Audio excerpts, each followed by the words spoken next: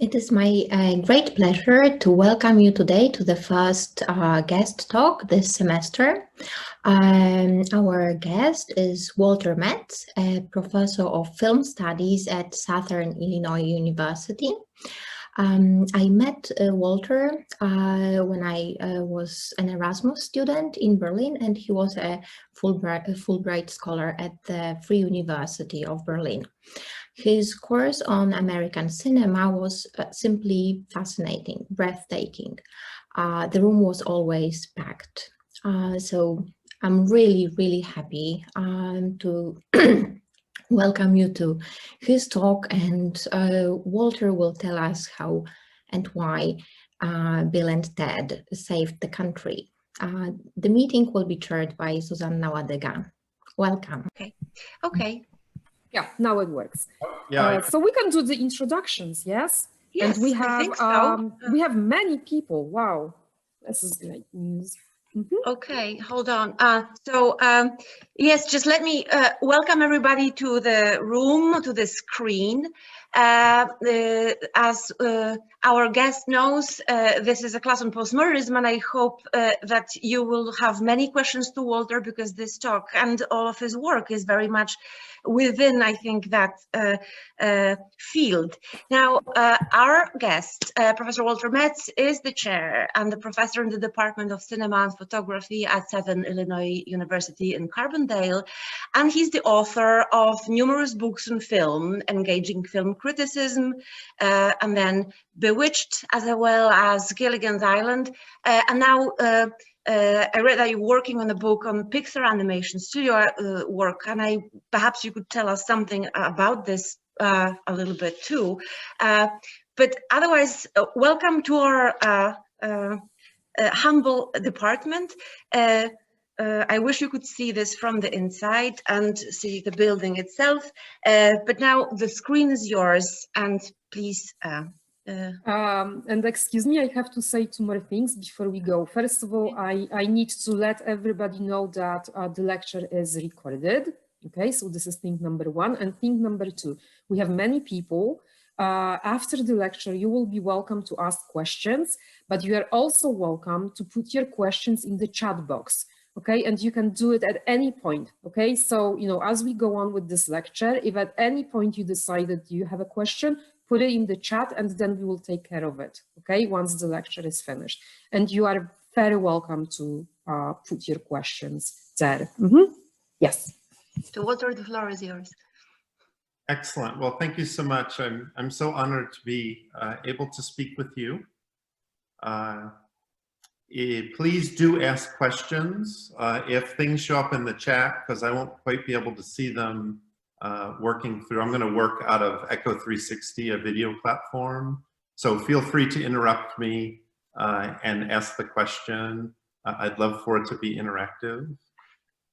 Right, so I am the Associate Dean of the College of Mass Communication and Media Arts at Southern Illinois University. And my specialty is intertextual criticism. So the work that I'm doing about Pixar uses The Simpsons, which I'll talk about a little bit later today, and the books of Dr. Seuss, a children's author, as reading frames for all the Pixar films.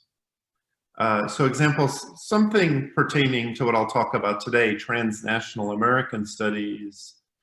I have a chapter about Finding Nemo, which is set in the Pacific Ocean, but stars American actors. And its relationship to Dr. Seuss's McGilligan's Pool, which is a post-war, World War II, children's book about this little boy who goes from Springfield, Massachusetts, where Dr. Seuss was born, out a subterranean river to the Atlantic Ocean, and he ends up on a Pacific island. And so I'm interested in the centrifugal force of culture and how we lead from an American children's author to this story about the Pacific Ocean. And I just want you to notice that that trajectory from the United States to the global is also the trajectory of American studies. The so-called third phase of American studies, the one that we exist in now, transnational American studies, is one of my primary methods for understanding Dr. Seuss, The Simpsons, and the Pixar films. With that said, I want to talk about what I want to talk about today, which is the third in the series of teen pics devoted to these characters, Bill and Ted. Ted, played by Keanu Reeves, who was a young star at the time, probably most famous for a independent film about Shakespeare by Gus Van Sant, My Own Private Idaho. And I'm interested in the 1980s teen pic, of which the first Bill and Ted film, Bill and Ted's Excellent Adventure from 1989, is an example. And the third of those films, which was released earlier this year on digital streaming platforms. That film is called Bill and Ted Face the Music. In between those two, Bill and Ted's Bogus Journey features a parody of Ingmar Bergman's The Seventh Seal. And so I'll be interested in the relationship between classical film culture, both classical Hollywood cinema with a capital C, a capital H, and a capital C, and classical cinematic techniques which continue to the present.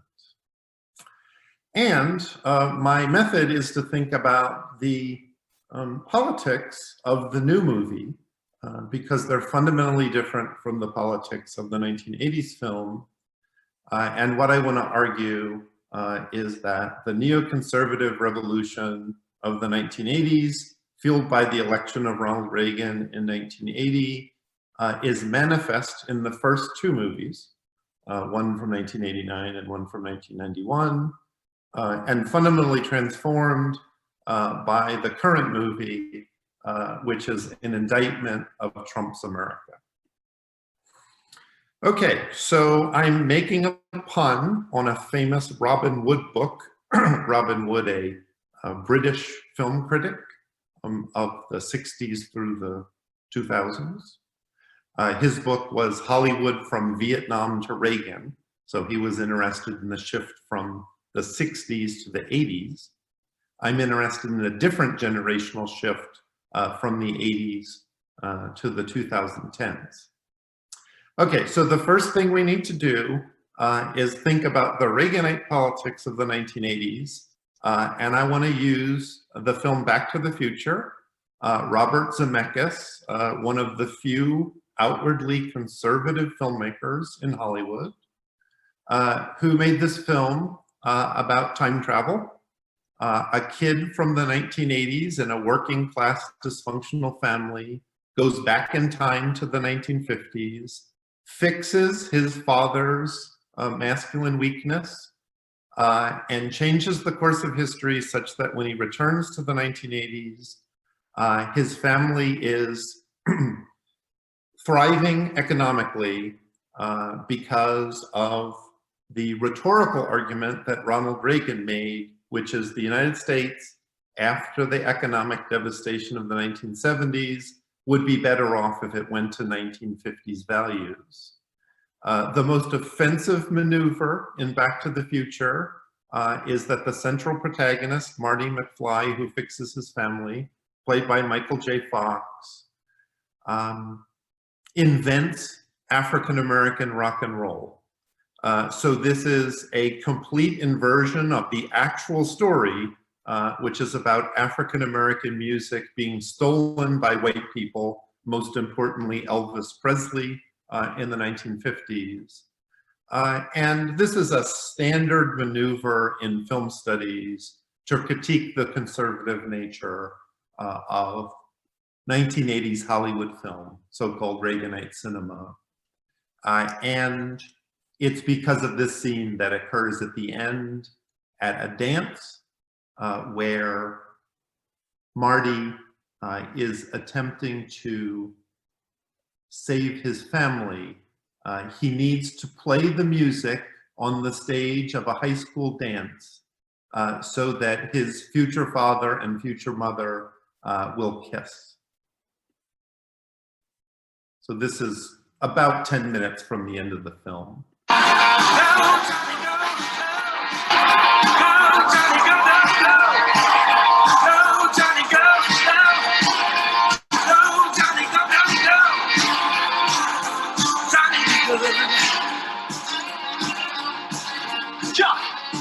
It's Marvin, your cousin, Marvin Barry. You know that new sound you're looking for? Well, listen to this.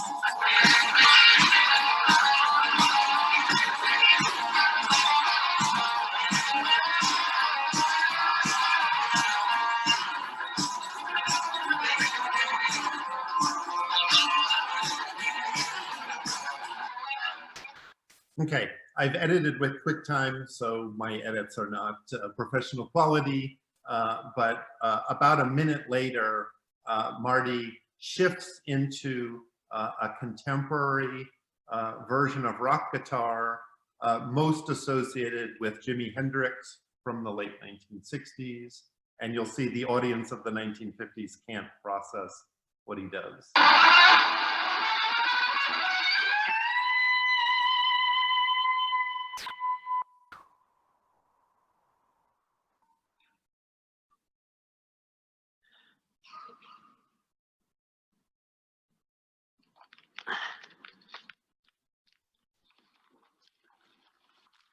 Guess you guys aren't ready for that yet. But your kids are gonna love it. Okay. So when he says your kids are gonna love it, there's a time slippage that I wanna call your attention to. So if we think of generations in 30-year cycles, which will be very important to get from the late 1980s to the late 20-teens, what we have is a 30-year cycle. And for the purposes of Marty's joke, your kids are going to love it. The kids would be 1980s kids like himself in the present, not quite the counterculture which he's invoking there. And that slippage is very important for the argument that I'm about to build. Okay, so this third movie in this franchise, the Bill and Ted franchise, is about these two teenagers who are visited from the future by a guy named Rufus, played by George Carlin, the countercultural comedian from the 1970s. I'll talk about more about him in a minute. And he tells the boys that they are going to invent a song that unifies the world. And the three films are about their failure to do so.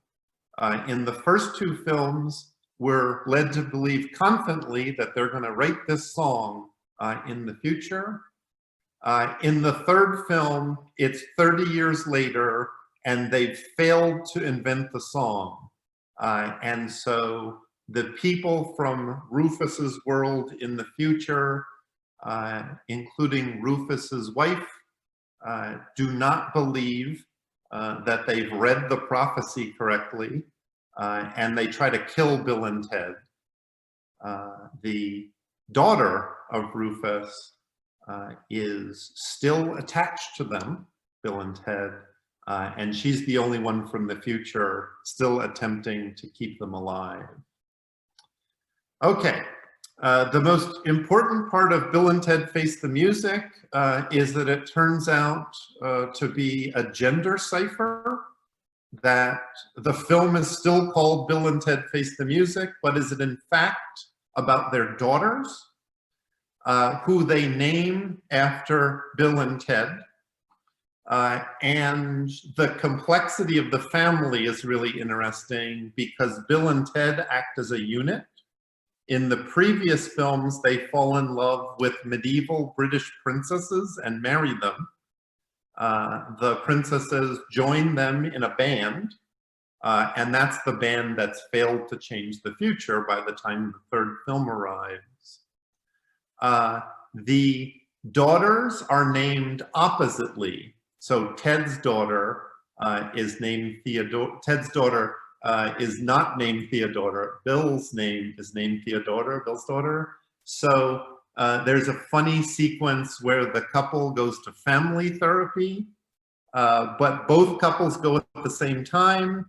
And Bill and Ted are always talking to their wives in the plural we love you, and the marriage counselor tries to get them to separate, and that fails, and that turns out to fail for very important reasons. Okay, so the daughters have idolized their fathers, and they know everything about music because their fathers have taught them that.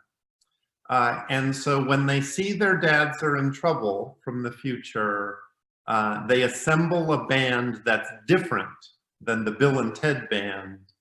And pursuant to the contrast with Back to the Future, they assemble a transracial band and a transnational band. So there's a chain of musicians that the daughters accumulate. First, Louis Armstrong, by going to visit him in his youth in New Orleans in 1922. And then they use him to get Jimi Hendrix from the late 60s to join the band. And then they go back in time to the late 18th century to get Mozart. And as with most film presentations, the fun part is watching this movie, and I'll show you a couple clips, and then the rest is all about postmodernity. So at that point, please feel free to interrupt me, and we can talk about larger theoretical and political issues, because this is the fun stuff, right? Okay, so this is the moment in Bill and Ted Face the Music, the 2020 film, in which the daughters accumulate the multiracial transnational band.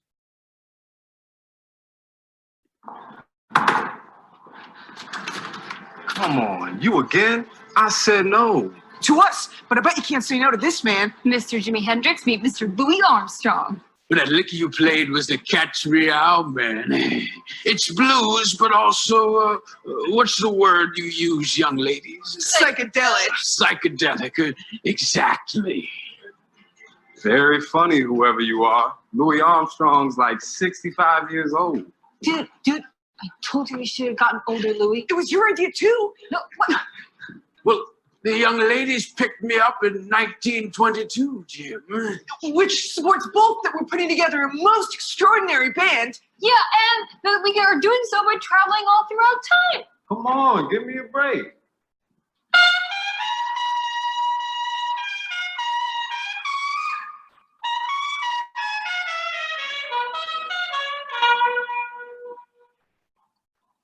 Oh, you dug that jive. Potato Head Blues. What kind of title is that? A definitive one, Mr. Armstrong. So what you're all saying is that you love a song that I wrote in my future, Which is in your past, but we're all here in this present. which is actually the past. Exactly, gentlemen. Oh, that's an agent.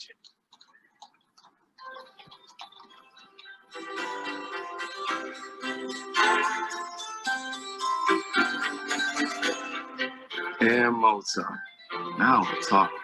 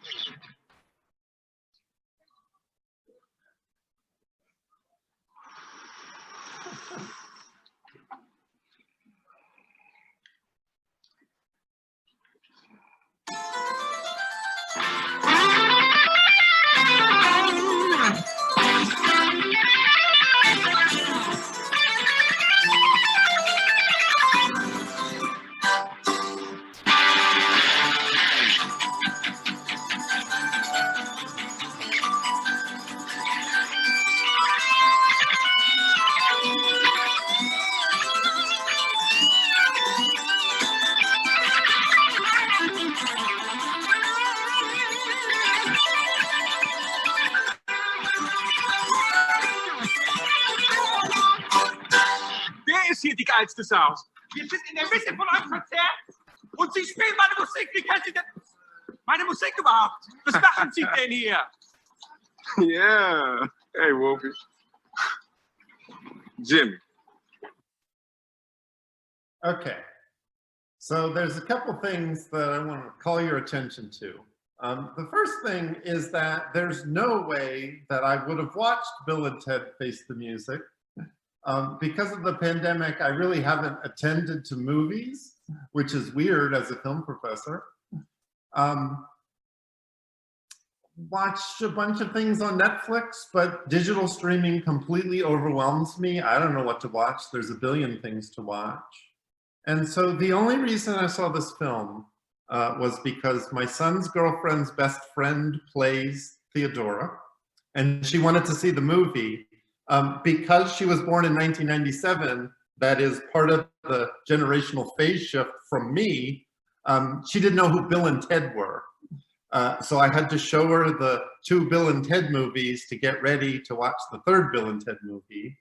I was only half watching. I was fiddling around on my phone until that scene. And I stopped dead in my tracks and I said, oh my God, this is an undoing of Back to the Future. It's a complex undoing. I'm not arguing that Bill and Ted Face the Music is a politically radical film.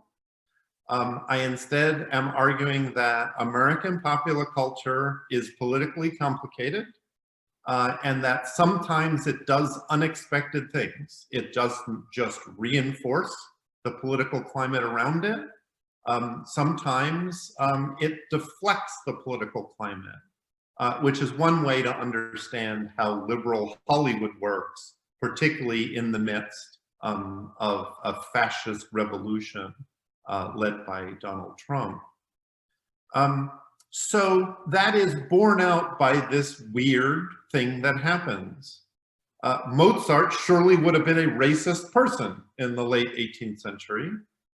And so there's a kind of racial fantasy from the present that these movies project.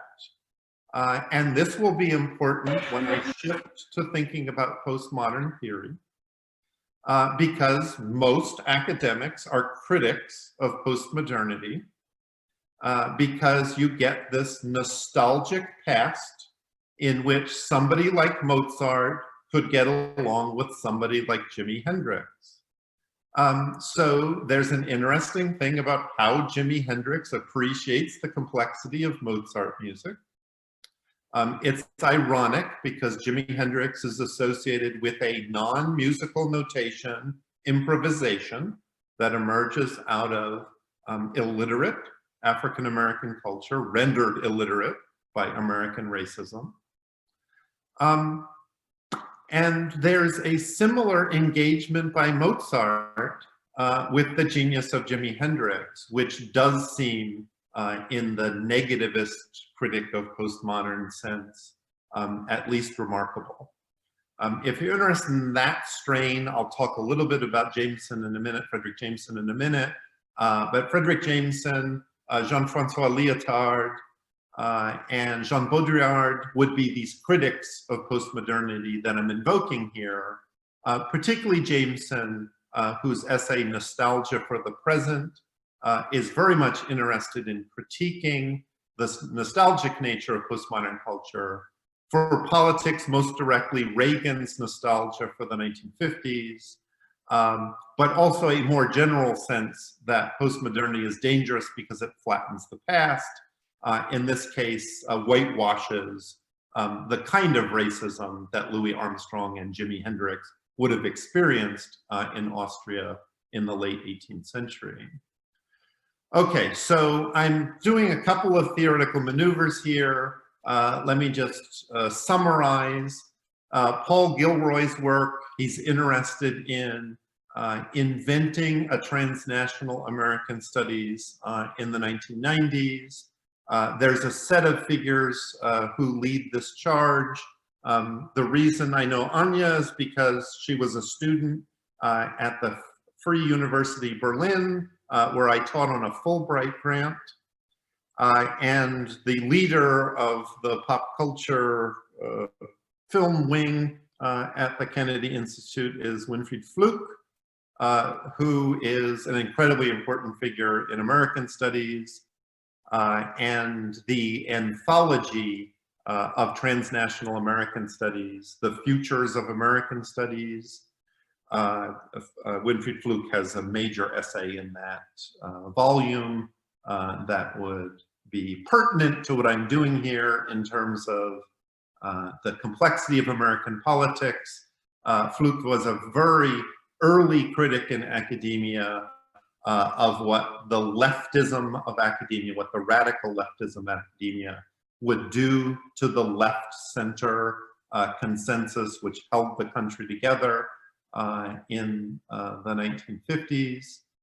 And it's depressing that Fluke was so correct, because that's one of the ways we get to Donald Trump.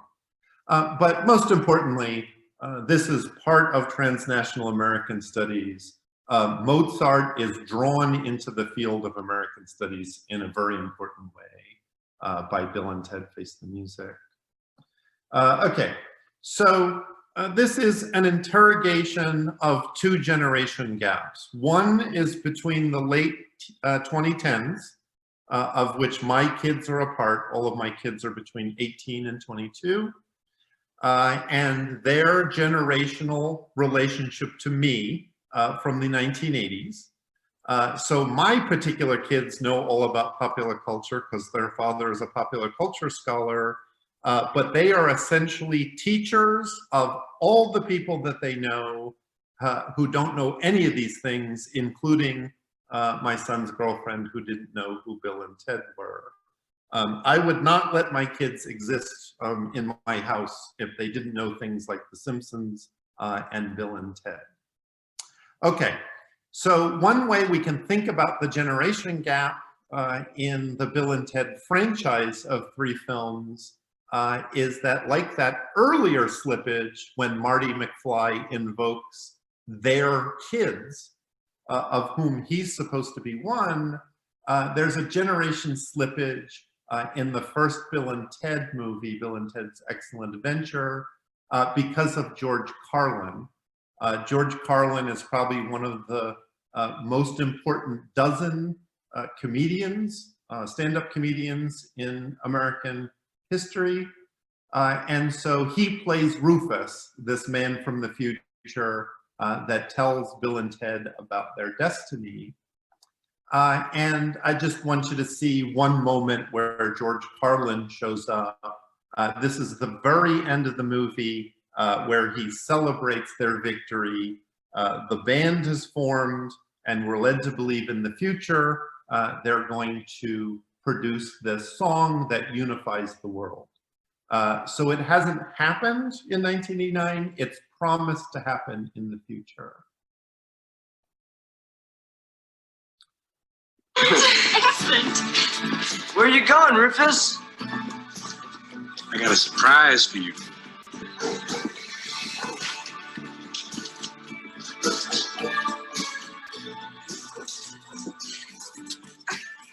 Here. That's to help you as you start your new band. Thanks, Rufus. Now, I just have one further humble request. If I might be so honored to jam with you? Oh, do you know how to play, Rufus? Well, I play a little.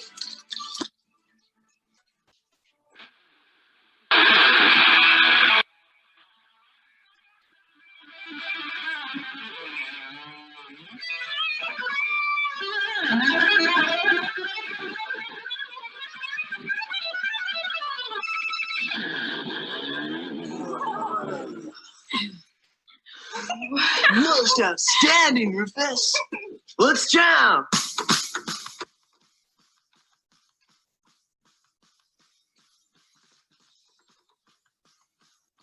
Bill, my friend. Yes, Ted, my friend. This has been a most excellent adventure. 1, 2, 1, 2, 3, 4.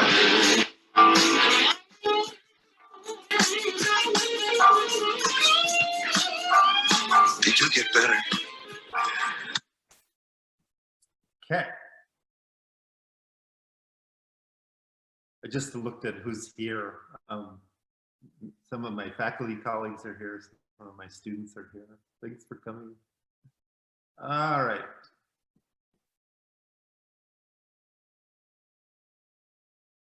Parisot has a very nice anti-Trump icon.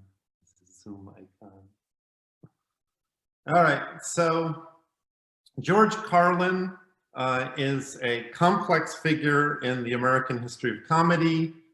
Started in the 1960s, very much in the Bob Newhart mold of a kind of button-down, not quite conservative, but mainstream comedian.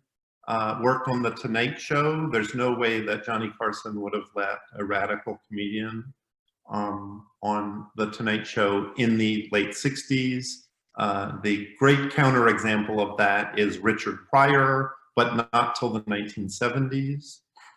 George Carlin goes through a radical transformation in the late 1960s and becomes a countercultural figure, and you sort of see his persona used by the first Bill and Ted movie in this way.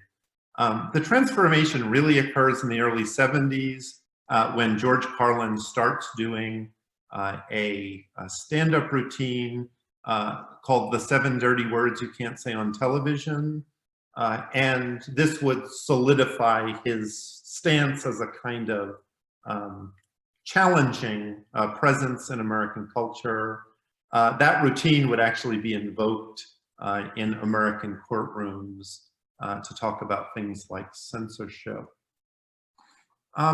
Okay, so a very large transformation occurs within the plots of these three franchise films. In Bill and Ted Face the Music, Rufus has died, and his wife, played by Holland Taylor, a very important American sitcom star. She plays the angry mother on 2.5 Men, at one point the most successful sitcom in the world.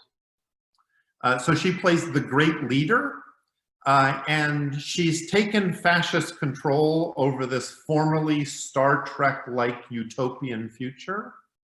And she's set her fascist robots about the task of killing Bill and Ted, because she believes, because Bill and Ted have not formed the song in 30 years, despite all their help, that their reading of prophecy is wrong. And she's fought by her daughter, played by Kristen Schaal. Kristen Schaal, contemporary American comedian, probably for this talk, most importantly, one of the major figures in a postmodern sitcom, The Last Man on Earth. So the great leader is invoked as, because of the time slippage, something to do with Ronald Reagan, something to do with Donald Trump. And I just want to show you the way in which the generation gap is invoked by the movie, that the daughter of Rufus is continuing Rufus's countercultural position, and her mother is essentially fulfilling the role of Donald Trump. One of the most important things that, if we get to the end of the lecture, which we won't because it's about 5 hours, I would imagine, to deliver, is the gender slippage in Bill and Ted. Seems really important to its structural and political design. Not only is the film about the daughters instead of Bill and Ted, it's also about Rufus's wife and daughter, not about Rufus himself. So this is when, in the middle of the film, the great leader begins to deploy the plot to kill Bill and Ted rather than support them. And her daughter is very upset by this news and spends the rest of the film fighting for Bill and Ted against her mother's demonic robot.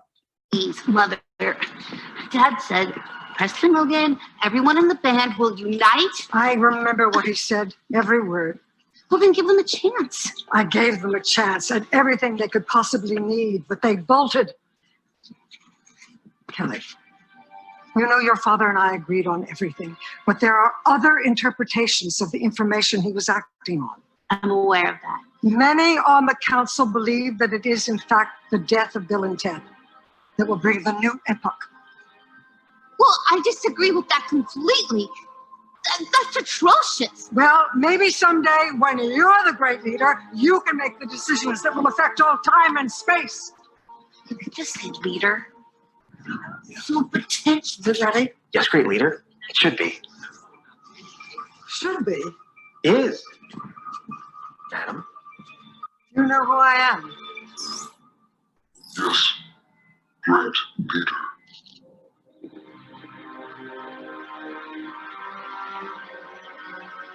You know what to do. You must not fail. Must not.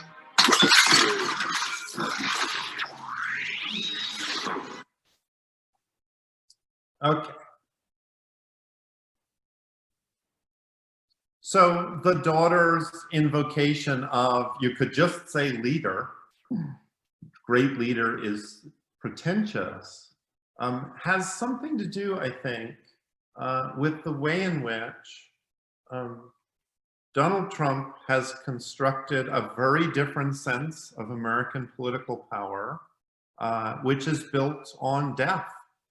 And so the United States is running concentration camps at the Mexican border without much critique, that the left is engaged in its standard critique, but without much traction, that a majority of Americans wander around as if the continuity between Reagan, Bush, and Trump is perfectly normal.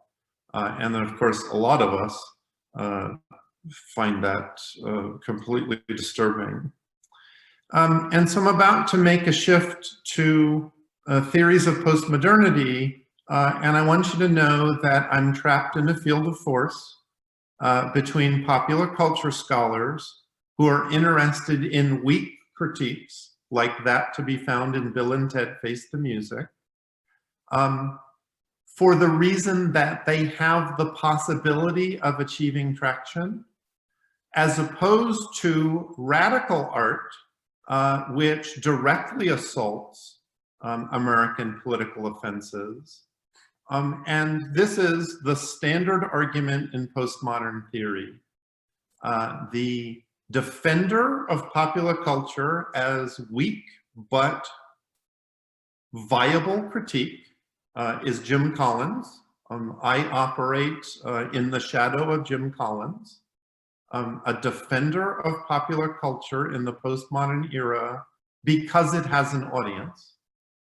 And then the scholars who oppose that position are the founders of postmodern theory, Lyotard, Baudrillard, and Jameson, who, ironically, given Jameson's critique of nostalgia, have a nostalgic view of early 20th century modernism, which was indeed deeply politically challenging to power structures, but in the long run had virtually no audience outside of museums and academia. Okay. So what Bill and Ted daughter do to construct the song that unifies the world, and they are successful, unlike their parents, is not to be musicians. Bill and Ted, as you saw in the clip at the end of the first film, were awful guitar players, but they instead embrace postmodern culture in the sense of remix culture. So they assemble Mozart and Jimi Hendrix to produce the new. And this is exactly the fragmentation culture that Jim Collins celebrates in his work. I quote some later in the lecture. For film scholars, his essay in Film Theory Goes to the Movies about radical eclecticism and the new sincerity, and his chapter in Channels of Discourse Reassembled, the central theoretical text in television studies, His essay ends that anthology. That essay is called Postmodernism and Television, where he defends early 1990s television shows like Twin Peaks, The Simpsons, and Northern Exposure as so-called good postmodernism, rather than the kind of assault on popular culture in the theorists who he's responding to, the French theorists Baudrillard and Lyotard, and the Marxist American critic Frederick Jameson. Okay. So this is what the daughters accomplish at the end of the movie, the construction of a utopian future that is almost exactly Star Trek. It is the unification of the world to resolve national and racial conflict through music. No. We're sorry. We're sorry, Dads. Yeah, we really wanted to help you out with this.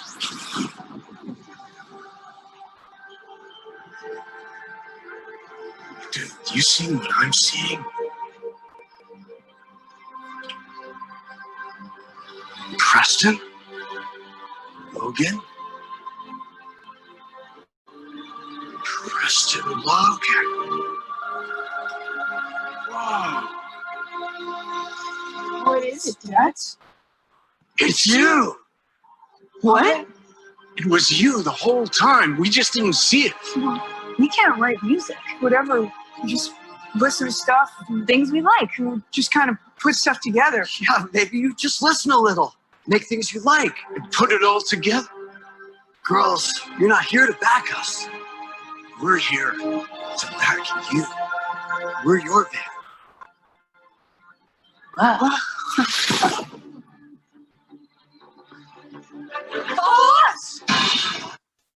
Okay, so they've just given a definition of my entire life, which is intertextual criticism. How is contemporary art formed out of the shards of the past?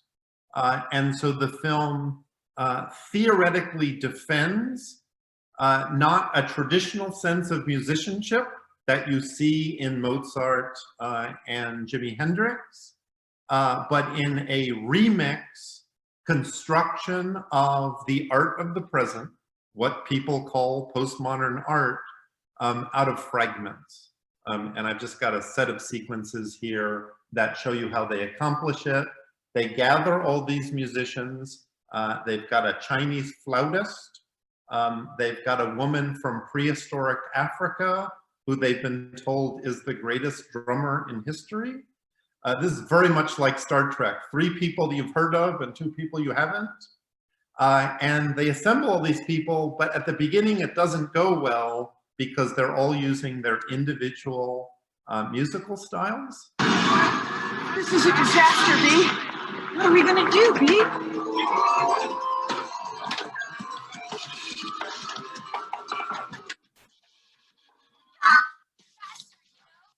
Okay, and then they begin to sync up the musicians, and because they're great improvisational musicians, which is at the heart of African-American culture, so that it's important that Louis Armstrong and Jimi Hendrix are at the center of this band, it begins to work. Oh, yeah.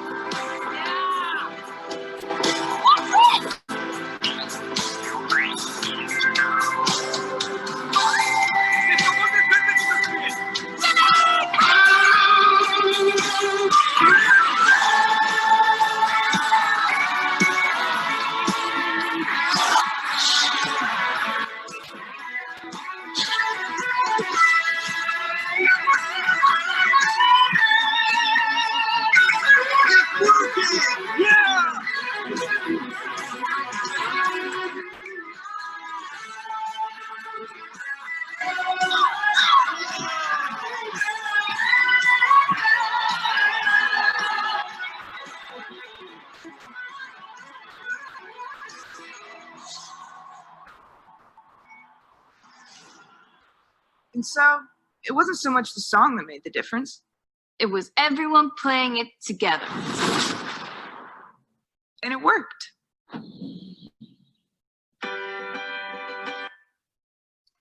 Okay, so I want to make sure that we have plenty of time to talk. That's the exciting part of my presentation. The application of historical and theoretical methods to reading this film. One of the lessons that I want you to leave this encounter is attend to popular culture as if it's going to be important. 9 times out of 10, that'll be wrong. And the only negative effect is that you'll have wasted 2 hours. Every once in a while, something magically transformative will happen, which happened here.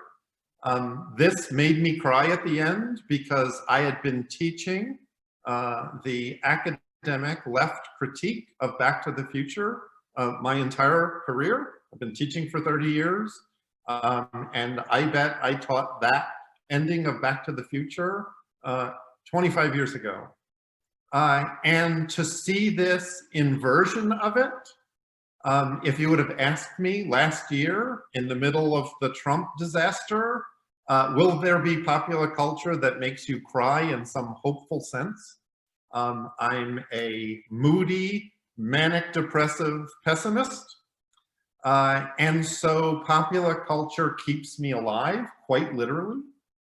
And I want to sell the notion that resistance, by which I don't particularly mean politics, I'm not a particularly activist person, but fundamental human behavior is transformed by a popular culture that allows us to be part of a community, even if that community's only me watching as a spectator and critic of work that's been produced by artists who I don't know anything about.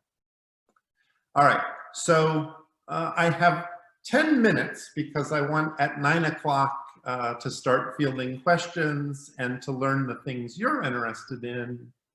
And so the rest of this lecture gets more and more theoretical, that this nature of remix culture engages an entire theoretical infrastructure of what we mean by postmodernity, what its critical debates are about. And so I'm going to go quickly through it. I have sent to the instructors 2 files, the actual PowerPoint that you're staring at, and also a Word document that has all the links to the clips that you can easily access on the web. My email address is on the first page of the PowerPoint. It's just wmetz@siu.edu. Please send me an email if you're interested in accessing the clips and studying the PowerPoint. Okay, so I'm working in the Jim Collins strain. Basically, there's 2 positions, which is a ridiculous reduction, but there's the critics of postmodernity, Jameson, Baudrillard, Lyotard, and there's the defenders of postmodern culture, Jim Collins and myself. So in his essay, Genericity in the 90s, Collins defends what he calls radical eclecticism in television shows like Twin Peaks. This is Jim Collins renaming a negative category from Jameson. Jameson's position is modernism good, postmodernism bad. Modernism is the parody that we see in James Joyce's Ulysses, parody of the Odyssey. And pastiche is this fragmentation, postmodern contemporary culture that Jameson argues has little political teeth. The other thing that Collins is careful to do in that essay is separate what he's defending, Twin Peaks, over what he's not defending.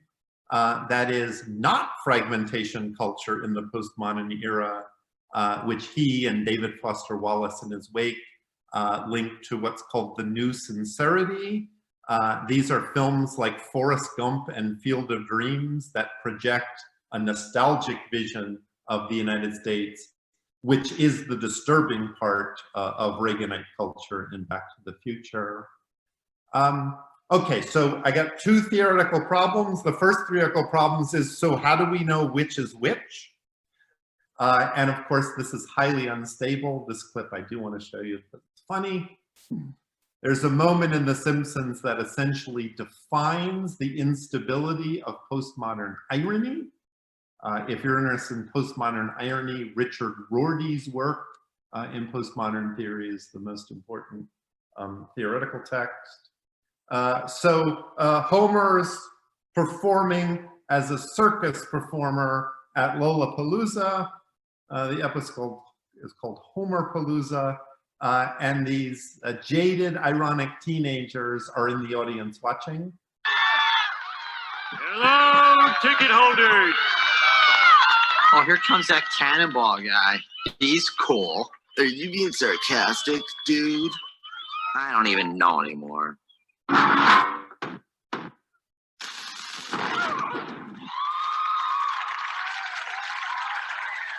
Thank you. And remember, don't trust anyone over 30. And now, Peter Frampton. Thanks, Homer. Peter Frampton, rock musician from the 1970s. This is the crisis of postmodern irony. Irony is built on a tension between what one expects and what one is delivered. If everything is ironic, irony collapses as a rhetorical structure, right? Irony is one of the four basic rhetorical structures: metaphor, metonymy, synecdoche, and irony. And so indeed, a basic structure of human articulation is destabilized in the postmodern moment.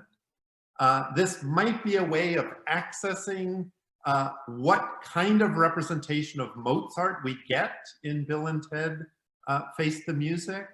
And the reference point is Amadeus, another film coincident with Back to the Future, that would likely be placed in the new sincerity category.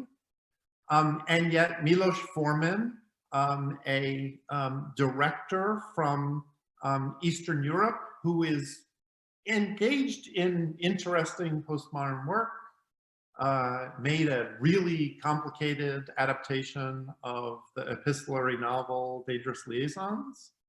And so it's not clear whether Amadeus is a serious biopic about a made-up conflict with Salieri, or if Amadeus is in fact some kind of parody of a biopic.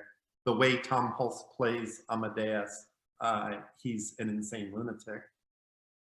So I've got a clip. The most famous clip from Amadeus is when Mozart plays a composition by Salieri and improvises, making it better in front of the king. Okay, so in these various essays, Collins takes Jameson's formulations and rips them apart by renaming things.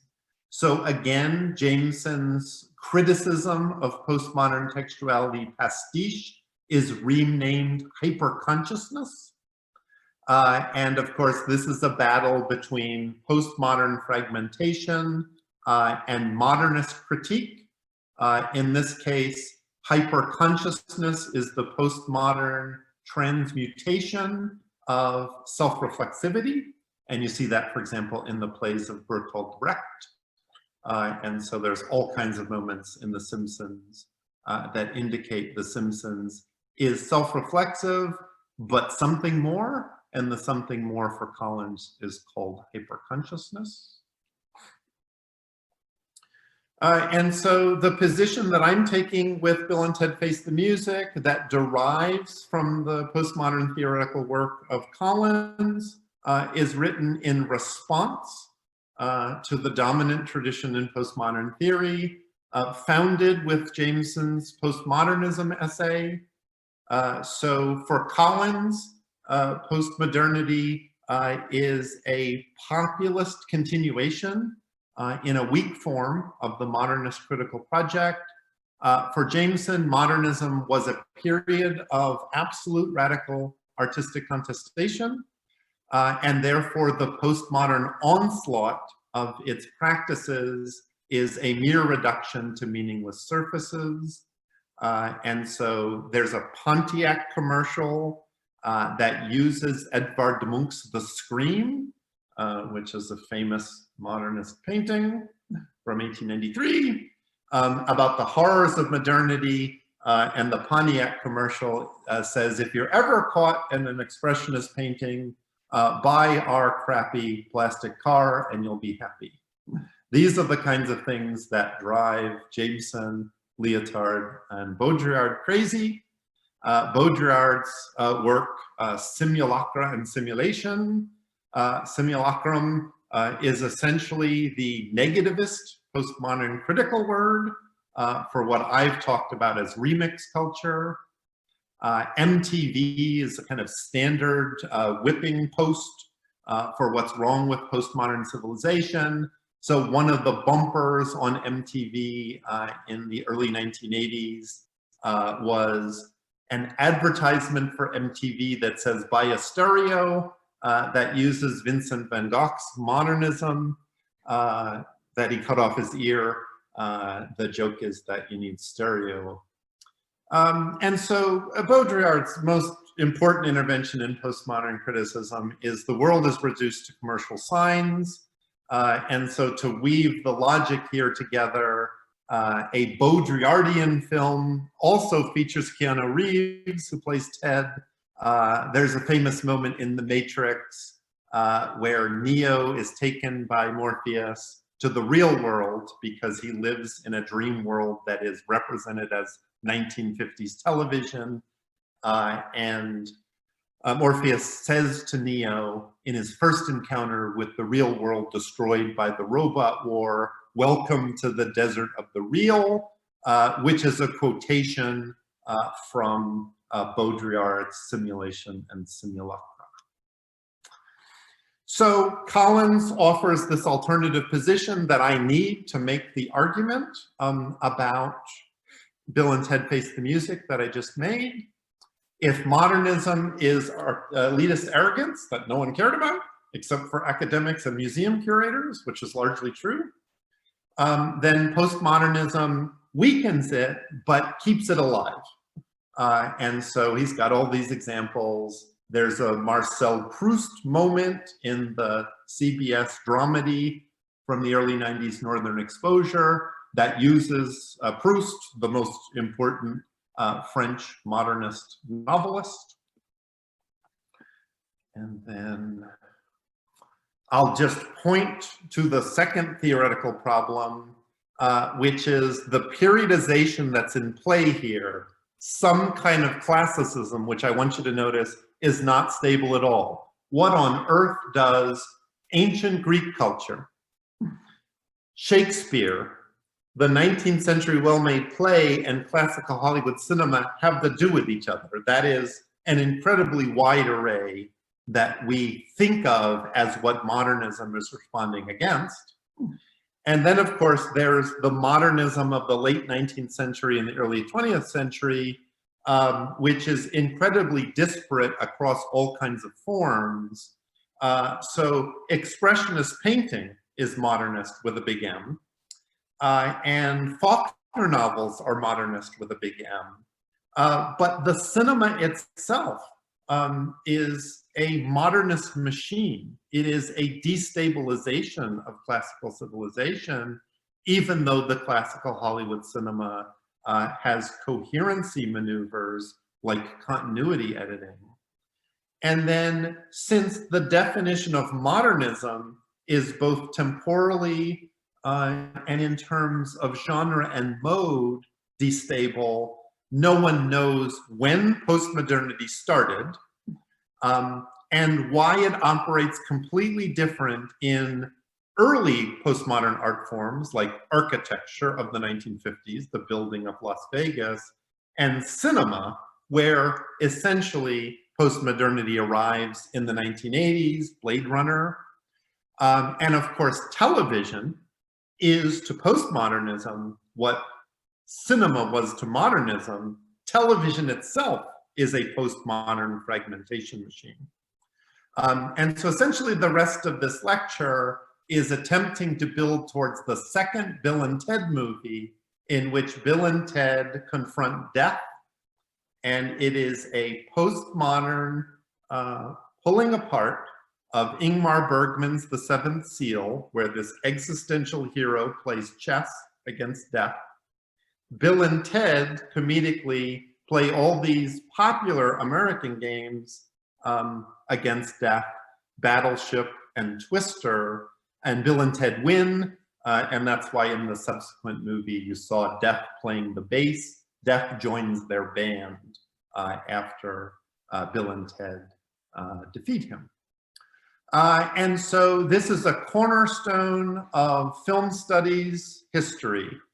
Some kind of classicism assaulted by some kind of modernism, in this case, la jetée, and then reconfigured in some kind of postmodernity. So Terry Gilliam's 12 Monkeys references la jetée, which referenced Vertigo. Notice the complete instability of Vertigo as a classical text. Vertigo cannot possibly be a classical text. So there's all kinds of ways you could set up this argument. Tree trunks, suffocating vehicles. So Robert Frank's modernist photograph, Trolley New Orleans, from The Americans, the most famous book of modernist photography. Fellini's 8½, which begins with Marcello Mastroianni stuck in this car, not being able to survive industrial modernity. That's reworked in Joel Schumacher's Falling Down, the opening of Falling Down, which is about a laid off middle-class worker who goes postal across Los Angeles, begins by reconstructing the opening of 8½.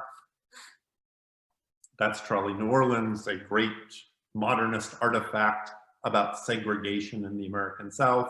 White people at the front of the car, black people at the back of the car. So the lesson here is never post anything. Faulkner, the past is never dead, it's not even past. Postmodernism, post-structuralism, post-colonialism, post-feminism, no one knows what these terms mean. They are profoundly arrogant theoretical formulations that in this case produce the absurd formulation. If Bill and Ted movies from the 80s were postmodern, What on Earth is Bill and Ted Face the Music? And you end up with an absurd formulation, postmodernism, which just means for the rest of critical history, we're going to keep adding posts to the term, and no one knows when to place the posts. So if the 1980s was in fact postmodern and Blade Runner is a postmodern film, then what produces the next historical and theoretical shifts? Is it 9/11? Is it the fascist revolution in the United States under Trump? I don't know, and in fact, I don't care. And so we can engage the problem. So I usually teach the crisis in postmodern theory with The Fifth Element. The Fifth Element, a Luc Besson movie from the 90s, which is a comic science fiction movie that references Blade Runner. And of course, Blade Runner is a postmodern reconstruction of Metropolis. Is The Fifth Element postmodern? And if so, what is that postmodernity's relationship to Blade Runner's postmodernity? You're only talking about a 15-year period, and yet our theoretical practices are not equipped for dealing with the transformation. My last maneuver is let's abandon the postmodern and use something else. The sociologist Zygmunt Bauman in 2000 wrote a beautiful book, Liquid Modernity. And he's trying to solve the theoretical problem number 2 that I identify. Yet he replicates a dual binary.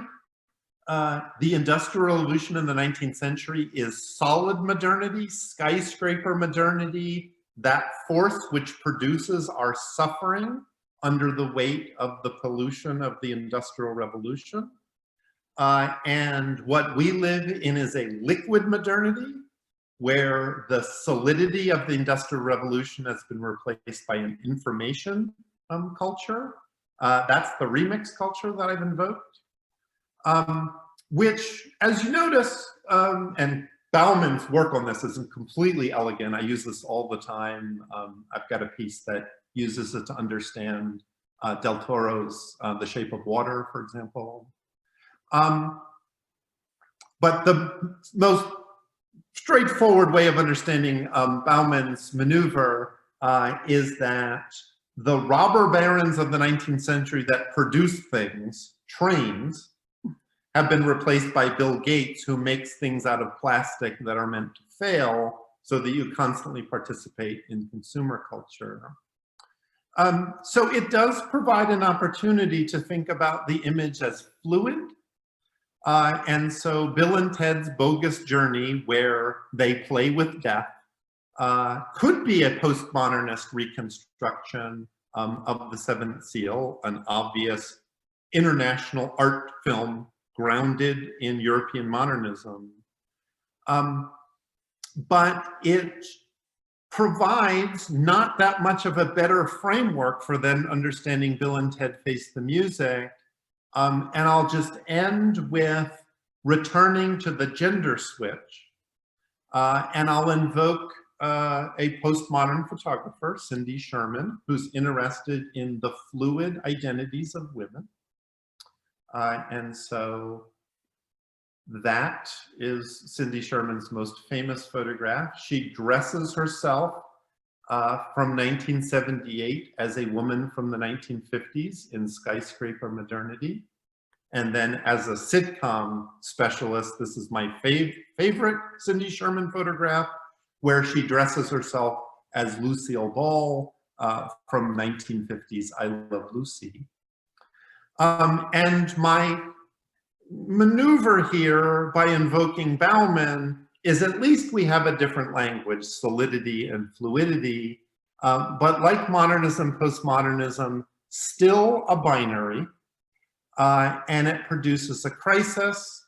And notice that will only be solved after 4 maneuvers: solid, liquid, which is what Bauman does; gaseous, plasmatic.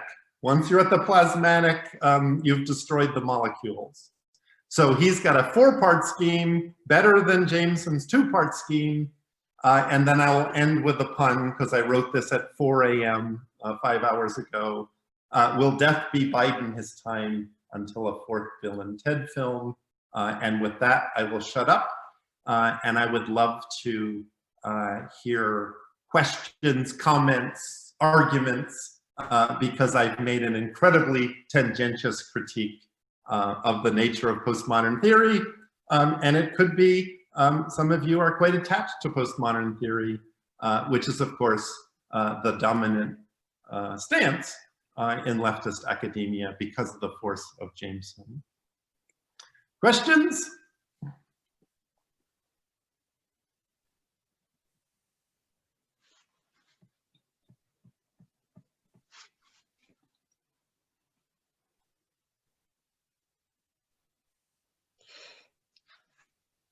I guess first, yeah. So guys, the floor is yours. But I guess you can be typing in questions because now you will be able to see the chat as well, right?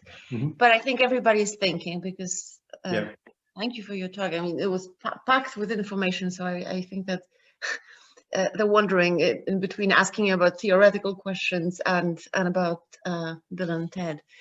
Great. I mean, I can start with the question of your students. Are there postmodern films that they like? And by which I mean something quite emotional and personal, and or something that they find useful on a theoretical plane.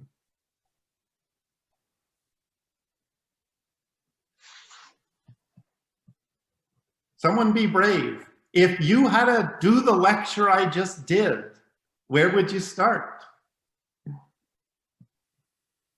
There must be things that you care about, right? It doesn't have to be a film. I'm a film scholar, but postmodern theory is a sociological engagement. Politics, like, what do you do with your lives all day? So just start there, and I can weave what I'm trying to do with what you're trying to do.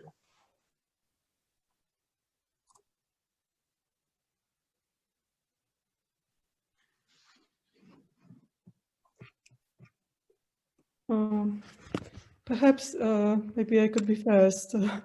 Hello. My first question is, do you think that postmodern artists think of themselves as the artist of the specific period, not of the artist of now, but of the period which will pass sooner or later? And the second question concerns Tarantino, because he is believed to be one of the postmodern filmmakers, movie directors, and where do you see him in the larger picture of this current of filmmaking, postmodern art? I missed the filmmaker that you were invoking? Tarantino. Oh, Tarantino. Okay, got it. Sorry, the molecules between here and Poland failed at the moment you said Tarantino. Well, the first question is quite brilliant. So, do postmodern artists think of what they do as postmodern? The answer is absolutely not. That I think there are filmmakers, particularly if there's a continuum from sort of mainstream classical filmmakers to radical artists. The radical artists probably more connected to postmodern theory. So I think maybe somebody like Bill Viola, experimental installation artist, probably knows theory better than this guy who I don't know, who made Bill and Ted Face the Music. So clearly one of the crises of what we do is the imposition of theoretical ideas on art practices that are either not aware or indeed quite antithetical to what we do. And so I think your question answers itself in the sense of, clearly, if we let theorists control the making of art, the world would be far worse than it is now. Now, there's a radical position that artists take.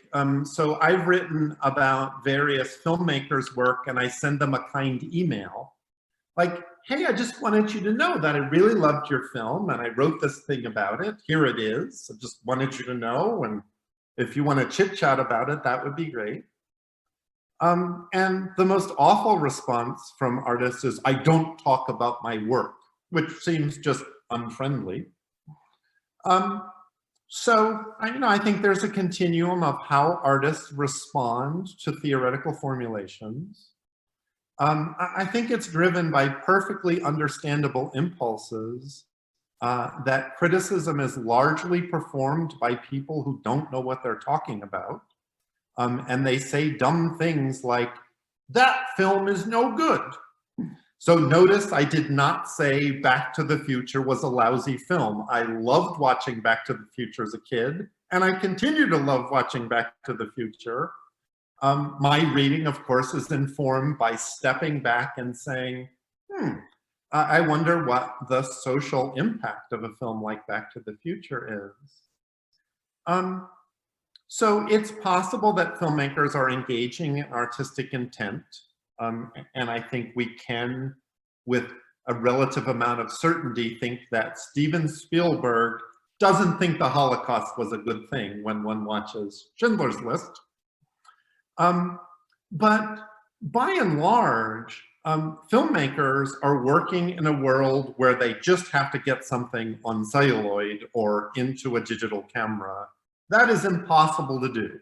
If one has ever hung around a movie set, 8 hours of incredibly hard work to maybe produce a minute of a thing that probably won't get used. And so when one makes art, one is worried about more important things than what Frederick Jameson and Jim Collins are arguing about. You know, I think the question you ask is really important. And the first thing that I would say is, clearly what we're doing as theorists is that we're laying on top of fluid practices that happen over time.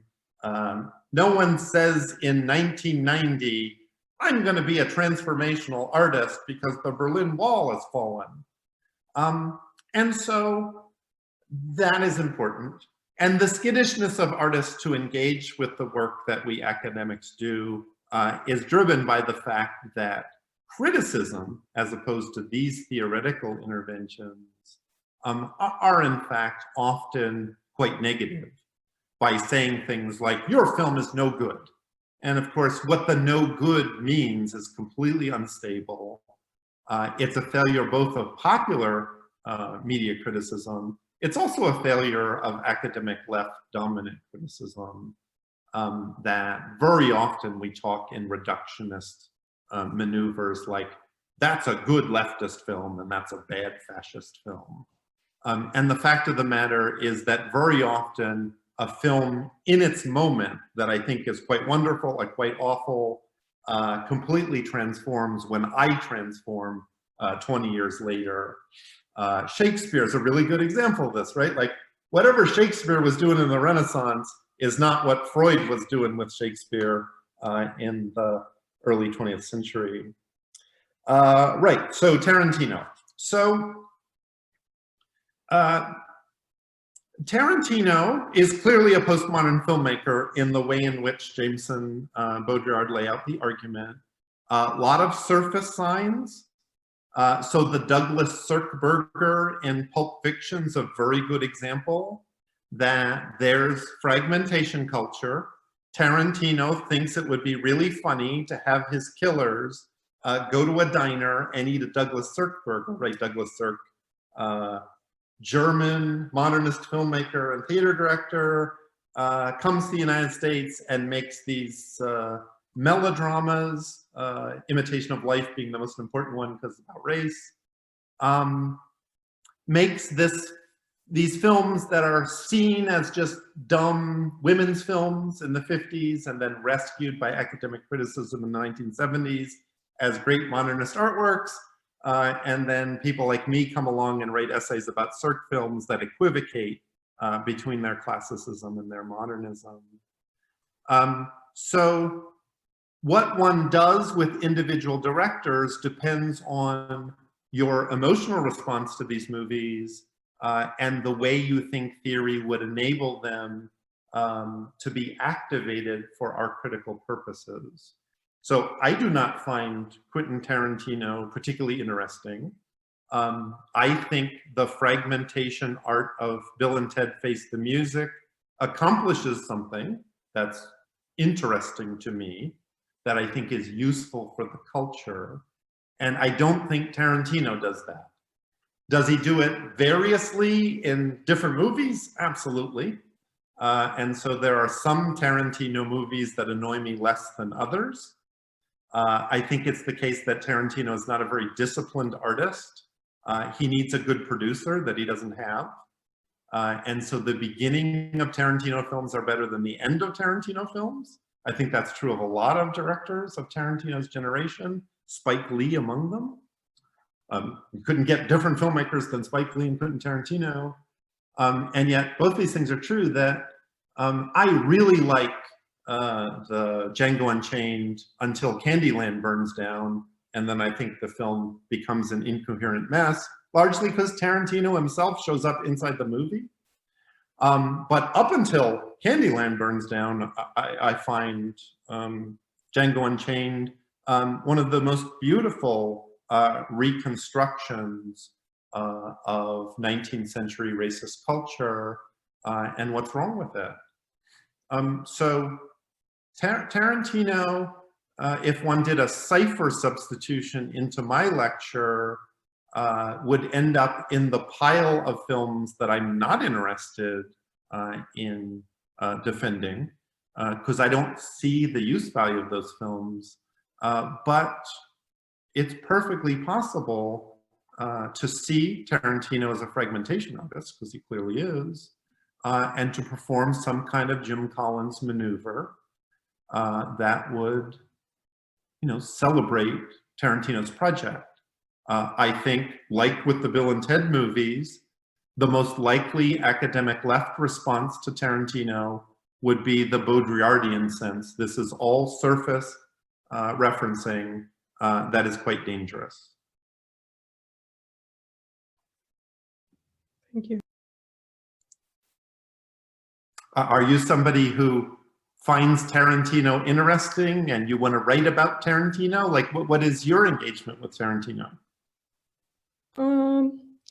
No, it was just that you didn't mention him, while he seems very important, especially with his latest film, Once Upon a Time in Hollywood, which was the example of the postmodern film on so many levels.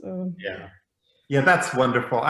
There was a moment, I had a list of like what things I would engage, right? Because essentially I'm building an intertextual web. Like there's The Matrix because of Keanu Reeves, right? And so to talk about the counterculture like I did with George Carlin in my little list of things, Once Upon a Time in Hollywood was one of them, because that is a very important representation of the US counterculture. And ironically, given what I just said, the last 20 minutes of that film is one of the most beautiful things that I've ever seen. We think we're gonna have to suffer through the Sharon Tate murder, and in fact, like Inglourious Bastards, he engages in a complete destruction of the historical record and a utopian rewriting of it. That, in fact, is very similar to what I'm arguing Bill and Ted Face the Music do.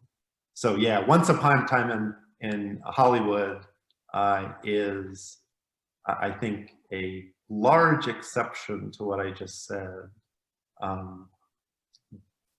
But if it didn't have the last 20 minutes, I probably would not have thought of it as a really interesting and important representation of the counterculture.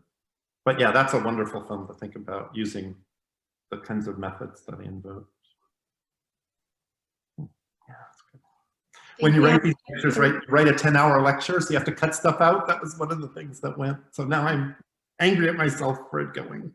Okay, we have time for one more question, because I know you have a meeting at 10. So are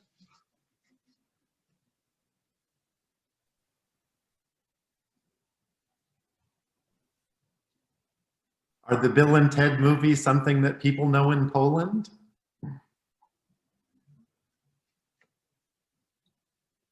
depends on what you do, of course. No, but I haven't watched them. Yeah. The way that the U.S. television film came in here in the 80s, it was with Back to the Future as a cinema movie, but the rest of it, stuff on television was mostly soap operas, right, and serials. So no, we didn't get that. So if somebody's not doing popular culture, they're probably missing that bit. This is a really important question in transnational American studies. I didn't know until I got to Berlin that the German films that we know in the United States are skewed, and the American films that Germans know are skewed. So it's useful for me to know that somebody in Poland would know Back to the Future, but not Bill and Ted, because in my mind, they exist on the same plane, like they showed at movie theaters in shopping malls, and everyone would have gone to these movies. There's some questions in the chat. Is there a difference between Nixon, Reagan, and Trump in my analysis? No, not much. I think there's a basic sense from the postmodern critics that this is going to get worse. And I think the trajectory would be clearly Nixon and Reagan, which I'd have to go back to Robin Wood to unpack that, are clearly less awful than Trump. Robin Wood's book is about the way in which the kind of Nixonian response to the counterculture ends up producing Reaganite civilization. So for Robin Wood, the relationship between Nixon and Reagan is that the culture that Nixon, the toxic culture that Nixon produces, enables the toxic culture that is the so-called neoconservative revolution of the 1980s. The point of my talk is that the continuity between Reagan to Bush to Trump is not well theorized by postmodern understandings of temporality. And so I find the arrival of Bill and Ted Face the Music as completely unpredictable. So like, I literally didn't know to watch the movie. And when I was watching the movie, I wasn't even paying attention until this moment that locked into place that like, it's doing the same thing as Back to the Future, but for completely different reasons. This is clearly the sort of liberal Hollywood, like what could we do to make Back to the Future better? And it is a genius screenwriting maneuver that the film makes. So I do think that the relationship between Trumpism and Face the Music is important to me because I'm suffering through the present. That I already suffered through Reaganite culture, that I went to bed every night in 1983 fully expecting to die in a nuclear holocaust. So that's the way I would talk about this. You know, clearly there's something weird about slathering vague descriptions of political periods, the Nixon period, the Reagan period, the Trump period. There's something inelegant about that. And my point is that inelegance is matched by the inability of postmodern theory to periodize in any way that's all that helpful. And there is a Jameson essay periodizing the 60s, which is actually, I think, the most useful Jameson essay for the reasons that I've critiqued the other one. Just looking at the chat. Been a fan of Bill and Ted since I was a kid.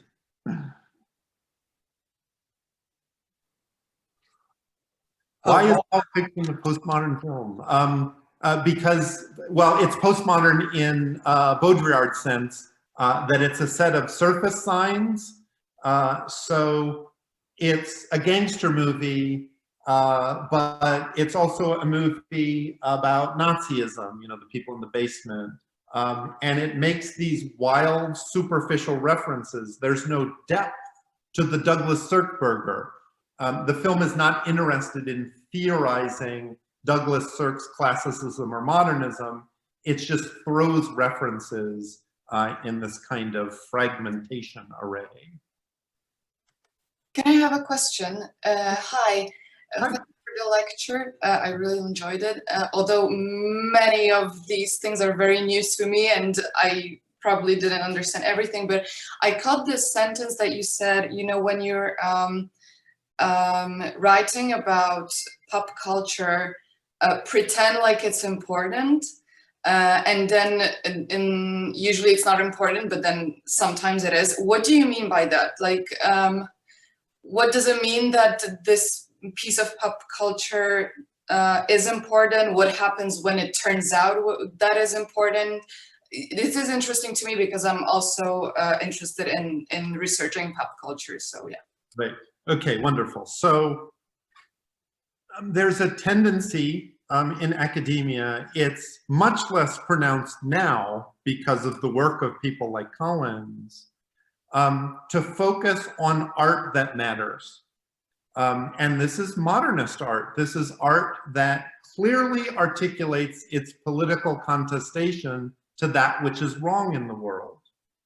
And I don't dispute this claim. Like, I think William Faulkner was an incredibly important artist for unpacking the racism of Jim Crow.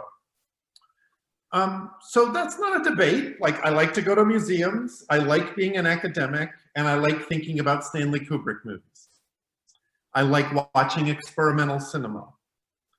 But there's a disjunction between the real world people that I know, the person that I was before I went through the academic grinder. So for example, Star Wars is incredibly understudied in film studies. That makes no sense. Star Wars box office transformed the nature of global filmmaking. Almost all films do post-sound at Skywalker Ranch. That Lucas used the revenues for the toys from Star Wars to essentially control a vast array of production mechanisms. The Disney takeover of culture in 2020 is built on a few cornerstones, one of which is Star Wars. So academics look at Star Wars and are like, ooh, fascism, right? The hero is a princess, that can't be good, and dismiss it. And so in Robert Kolker's book about the 1970s, the first edition, there was a footnote to Star Wars.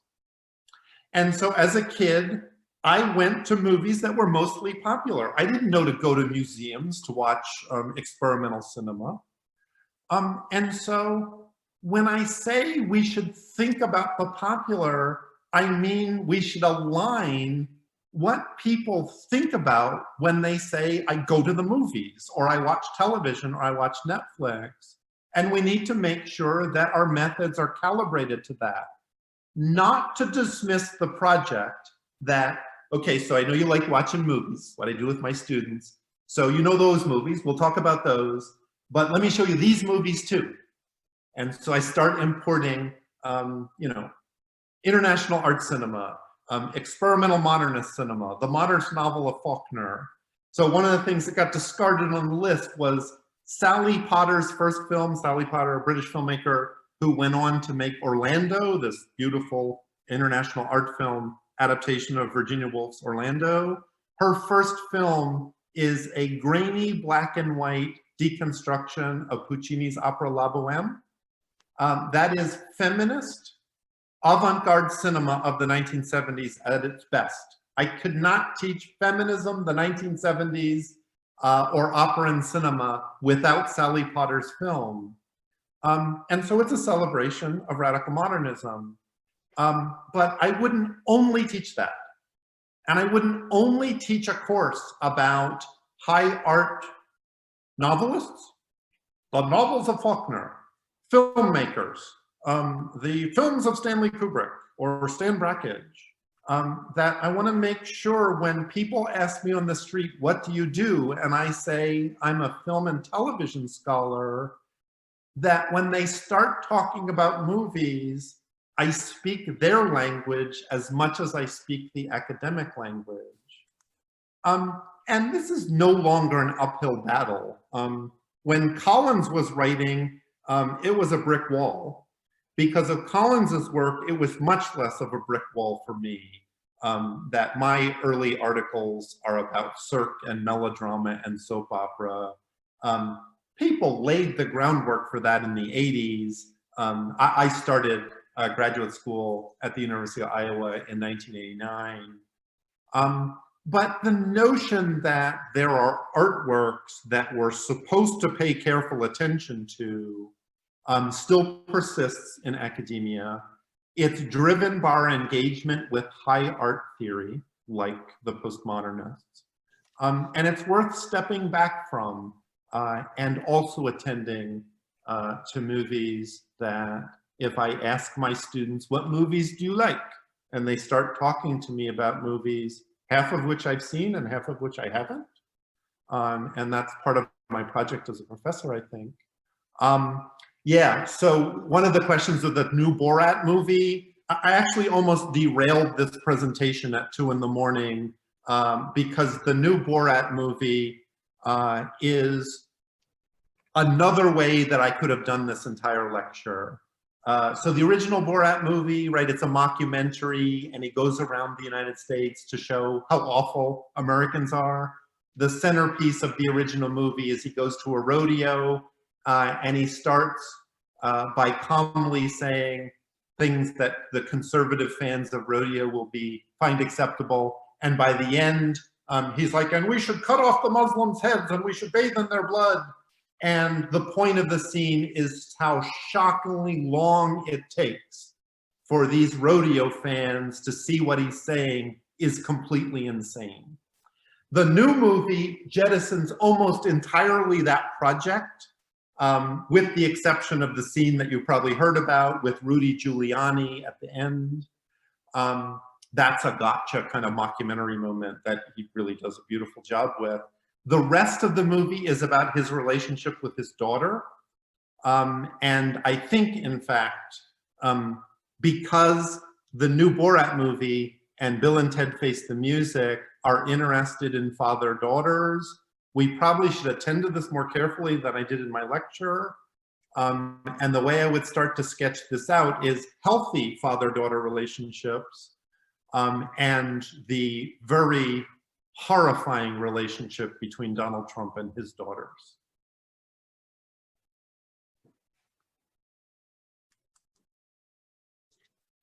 If you haven't seen the new Borat movie, like, you gotta do that. It's up on Amazon Prime. I don't know if that works in Poland, but I find Netflix beautiful because I'm watching all kinds of international television that I could have never watched before. So I'm watching Barbarians, which is a German show about the Roman conquest of Germany from the Germans' point of view, from the Gauls. And then I'm really fascinated by the Norwegian sitcom. So Lillehammer is about the guy from The Sopranos hiding out in Norway. And then, oh, what's that Viking sitcom? But prior to this, digital streaming in a global vein be very difficult for me to see Norwegian sitcom. Now I can literally turn on Netflix and without even knowing, I'm watching artwork from the rest of the world, interacting with it in a way that makes no distinction between the so-called international culture and American culture. That's always been a ridiculous formulation, that in the United States, we teach a course on American film and we teach a course on international film, which to you in Poland is rightfully preposterous. Like, what the hell does that mean? How would Polish cinema, Chinese cinema, and Nigerian cinema have anything to do with each other? And so that strikes me as an important thing to observe. Yeah. Dear Walter, I'm very, very sorry, but we have to unfortunately leave some of the questions for you to answer at some other time. I think we will be also having a discussion which we will share with you next week. But we have to wrap it up. You have a meeting, but also they have a class to go to, and today is just 15-minute breaks. Thank you very much. That was fascinating, and I think we will be coming back to what you said many times because we have still all of the theories that you talked about today ahead of us, and by that time we will also, I think, watch Bill and Ted. Yeah, and yes, and now you can see that questions, they are flowing into the chat, you know, like there is no end to, yeah. So the way that you can save the chat, if you want to save the chat and email that to me, I would love to look at it. Okay. To all the people, please do send me an email. I love talking to people on email, actually much more than in person. Okay, so yeah, I think we can do that, yes. I'm deeply honored, and I hope everyone has a good day. Yes, you too. Have a great day, and well, there will be clapping in the reactions, I'm sure. Thank you very much, and see you later. Bye. Bye. Thank you very much. Thank you. Bye. Thank you. Thank you. Thank you. Goodbye. Thank you. Goodbye. Thank you. Thank you very much. Goodbye. Thank you. Bye. Thank you.